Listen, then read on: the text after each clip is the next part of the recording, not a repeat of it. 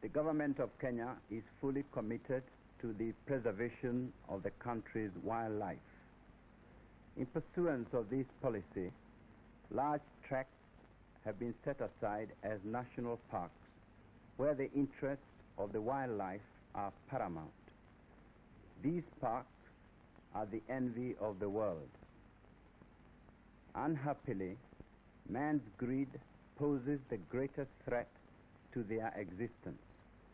An insatiable world demand for the products of wild animals in the form of ivory, horns, and skins has led to a marked increase in the value of these items in recent years. In every country, there are certain unscrupulous individuals who are prepared to plunder a natural resource for monetary gain, and Kenya is no exception. This film illustrates the unceasing and determined struggle that is taking place in the Tsavo National Park to ensure the survival of a natural heritage. The successful outcome is vital to this country and indeed to the world as a whole. Evidence of elephant poaching is not hard to find, and scenes like this are all too frequent. The poachers use arrows with detachable heads that are smeared with poison.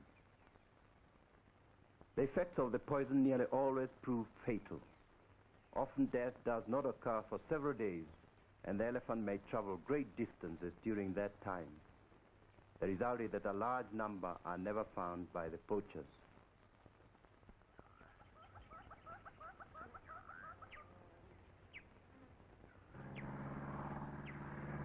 The killing is indiscriminate, with no regard for the suffering of the creatures involved. The dying struggles of these elephants are all too evident. Mothers die, leaving orphan calves. Some die a lingering death from starvation, while others are killed by predators. A few, perhaps more fortunate, are relieved of further suffering by a merciful bullet.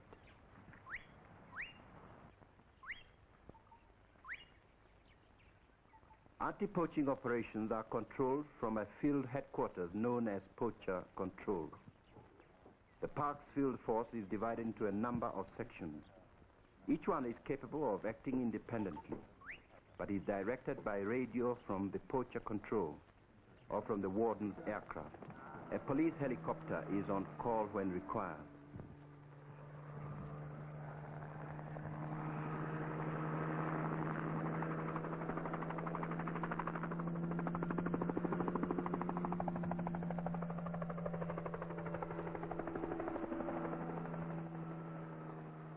Poacher Control is the scene of much activity. For the past 20 years, Warden David Sheldrick has worked together with Field Force Commander Kibrech and his second-in-command, Sergeant Kilunda. Few words are necessary to mount the day's operations.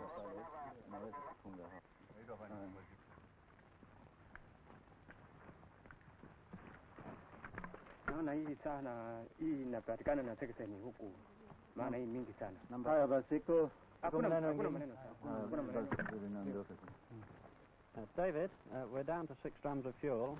We're using 120 gallons a day on average. That's well. In that case, I'd better order some more. Just hold on. Zerina ita boy namambia kuma petrol drum shirini tena. Leo. 100, 130. Ken, the situation is this. The warden briefs the helicopter pilot on forthcoming operations which are due to take place along the park border. The helicopter saves much time by lifting men into position to intercept poachers trying to escape across the boundary.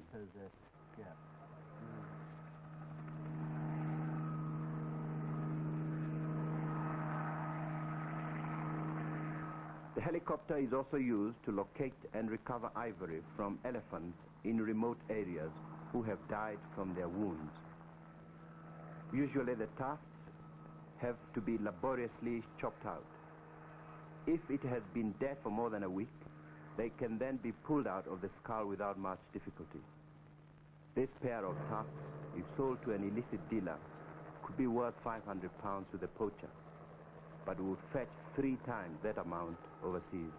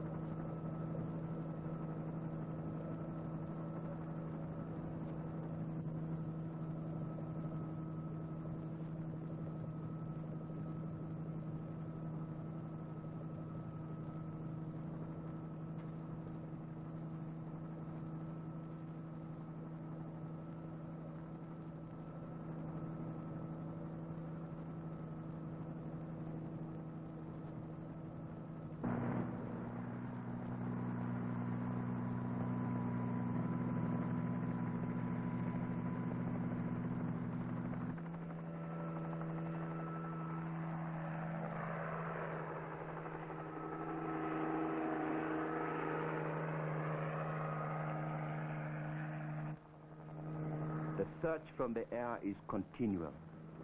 In a park the size of Tsavo, which covers 8,000 square miles of rugged terrain, it is not easy to detect the presence of poachers. They are well aware they are being hunted and keep well hidden. The search is not only confined to the air. At dawn, the helicopter lifts the first men away to be dropped in areas inaccessible to vehicles. At sunset, footsore and weary, the rangers meet up with vehicles to take them back to camp. More often than not, they return empty-handed. For in spite of radios, aeroplanes, and other modern equipment, the advantage still lies with the poachers.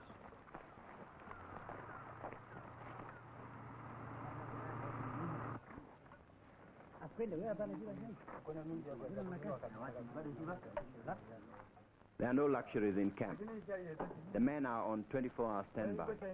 They snatch a meal when they can. Their lives are governed by the unrelenting radio. The trophies lying between their tents are a constant reminder of what is happening in the surrounding bush.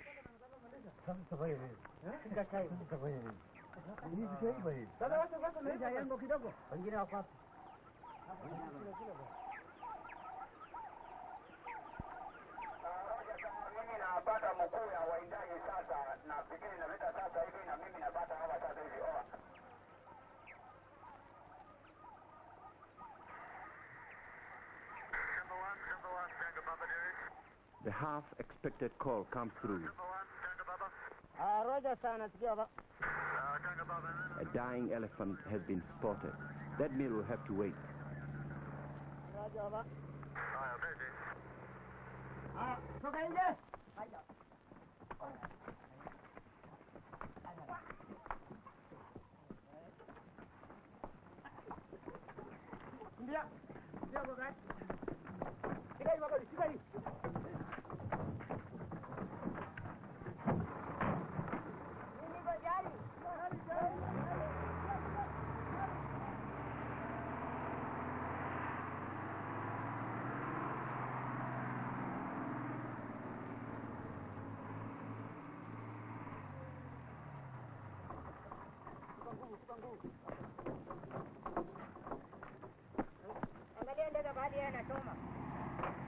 The plane dives to indicate the elephant's position.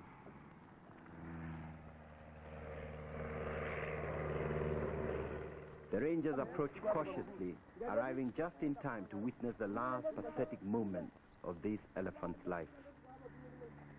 I wonder if those unscrupulous dealers in illicit ivory have ever witnessed a scene like this. I wonder if they even care.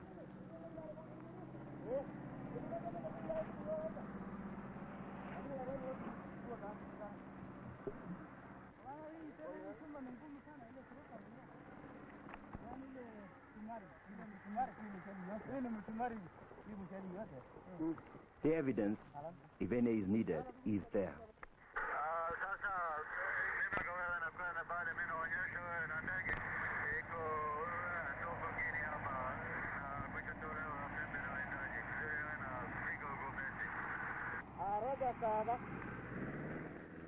Another grisly carcass, this time covered with bush to hide it, and just a mile from Poacher Control. The Tusks have been taken. It is likely that the same gang are responsible for killing both elephants. The first one just took longer to die. Footprints are found and the rangers start to follow. At last, here is something to work on. Number 1, Poacher Control. The warden tells Simba 1 to continue tracking. He will try to work out a plan to intercept the gang. The tracks appear to be only 4 hours old, and therefore the poachers must still be in the park.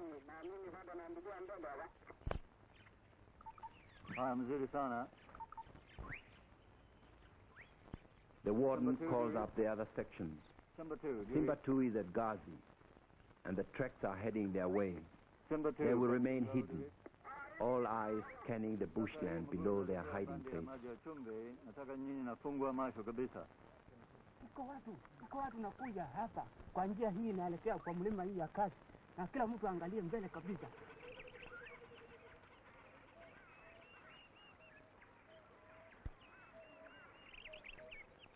Simba 3, patrolling the Tiva River, is told to meet Park Assistant Kibret at the Makoka Drift. He will then move them in his special vehicle to wherever needed.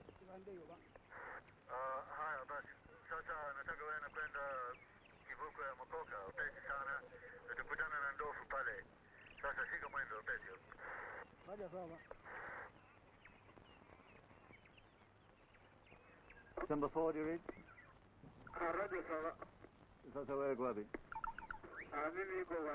The helicopter cannot be spared to help Simba 4.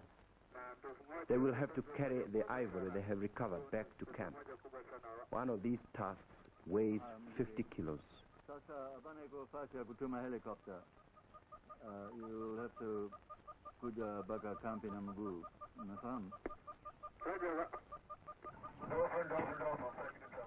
Park Assistant Kibret is in difficulties. In this type of country, not even a 4-wheel drive vehicle will get through. Terrain cannot be easily conquered.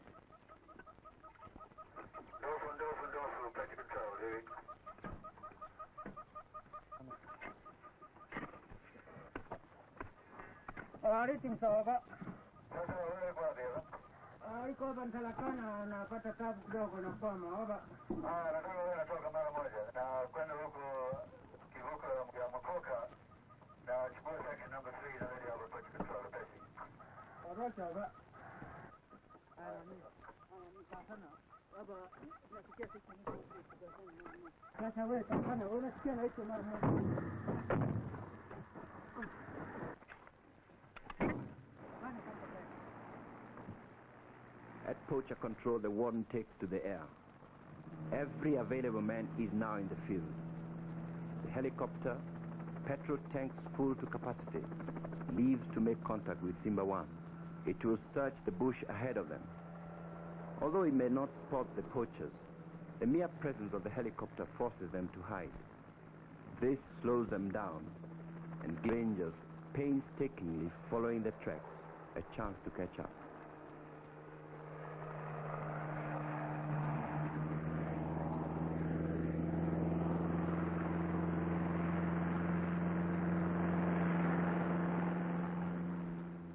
Trekking across the Yatta is not easy. The ground is rock hard. The bush is thick and clinging. There are many animals living in this bush, perhaps only occasionally glimpsed, but they are there all the same. Walking silently, with eyes glued to the ground, the rangers often come across an animal at close quarters. If evasive action has to be taken, another delay ensues while the tracks are picked up again. These men are determined. They are proud of their park. They will walk all day, sleep under a bush, and walk all the next day if necessary. They know that if the park is to survive, poaching must be stopped.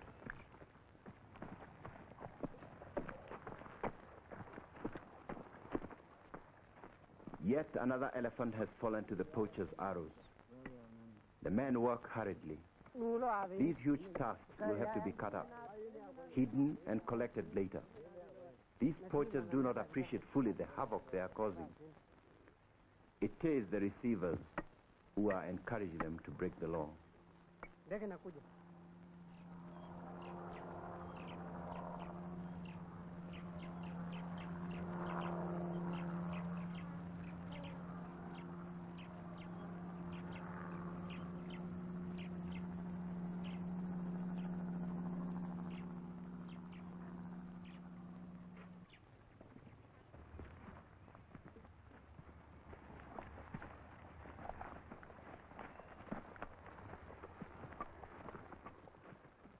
The leader does not wish to leave such a valuable pair of tusks.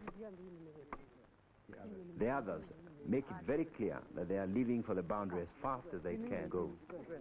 Left on his own, the leader's nerve fails. Although the helicopter did not spot them, it could come back at any moment.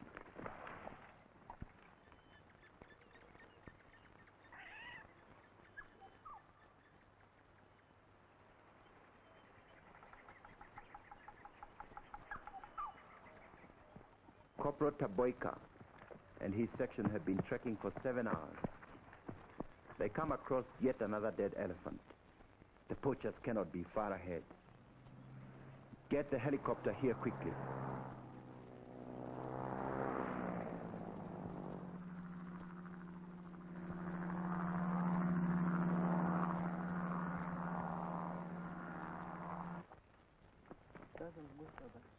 The fire is still smoldering. Here are the footprints.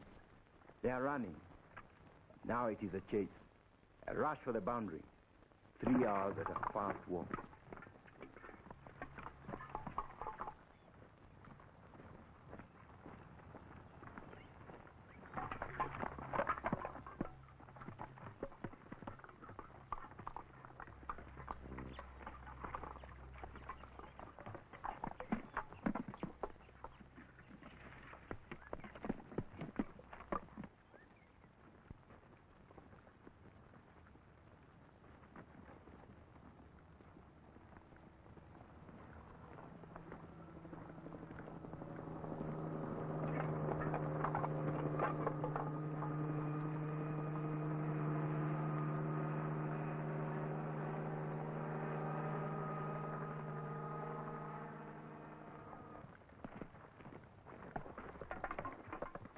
The continual presence of the helicopter must mean they are being followed.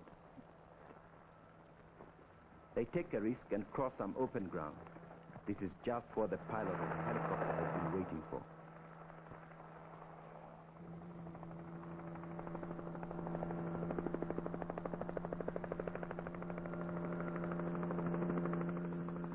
Spurred on by the prospect of a capture, the Rangers find added energy and break into a run. They head straight for where the helicopter hovers over the trapped poacher.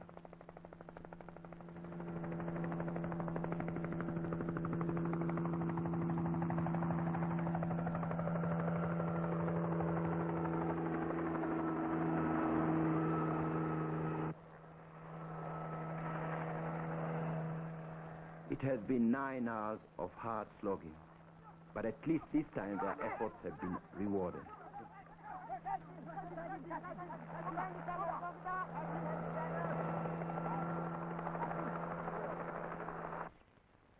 Meanwhile, one of the other poachers has decided to head for Ghazi, which unbeknown to him is a mistake.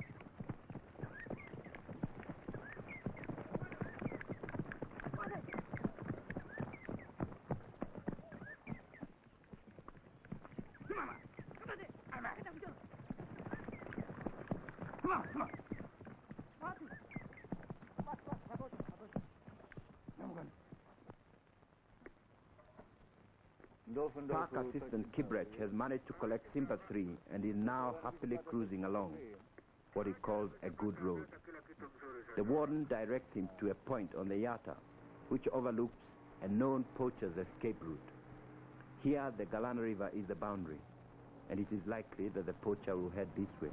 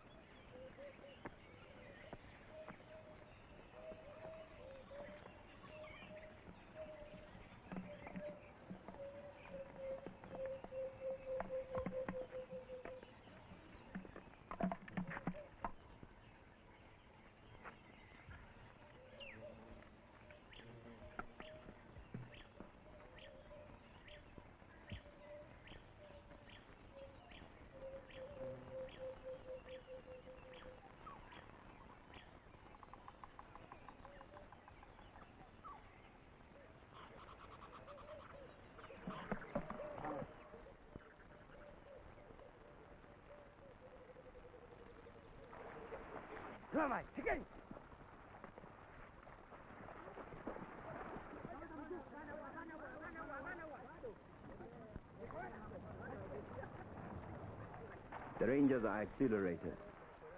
They had run all the way from the Yatta, having placed one man on a high point to tell them which elephant trail the poacher was using. They had just managed to hide themselves before the poacher appeared over the bank.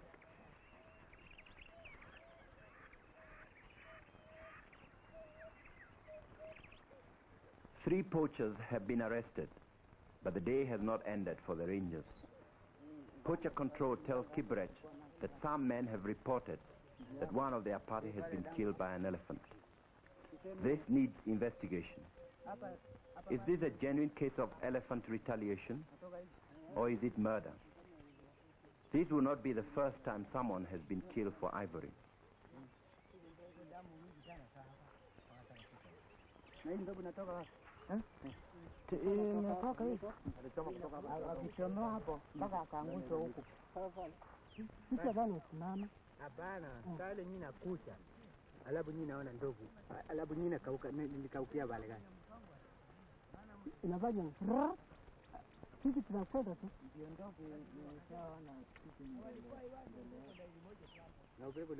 Flattened bushes and blood-stained soil tell the story.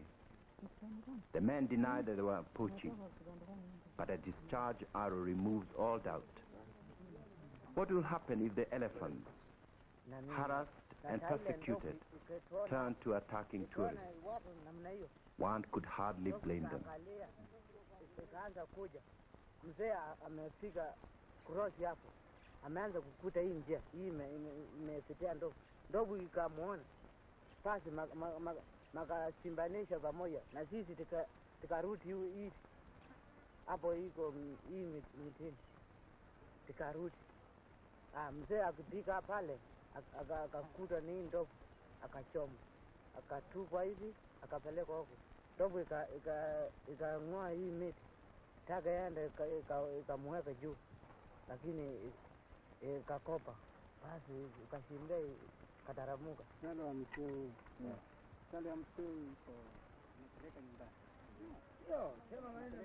These three men will go to jail. They have destroyed part of Kenya's heritage and left a scar on the land. Their capture has been at considerable cost. Helicopters, aeroplanes, vehicles, man, equipment, but the killing still goes on. These tusks have been recovered from poachers and are worth a lot of money. The elephants that carry them have gone forever. Can Kenya afford such losses? A tourist industry based on wildlife cannot survive under such circumstances. But what is more important is the irreplaceable loss of a priceless heritage.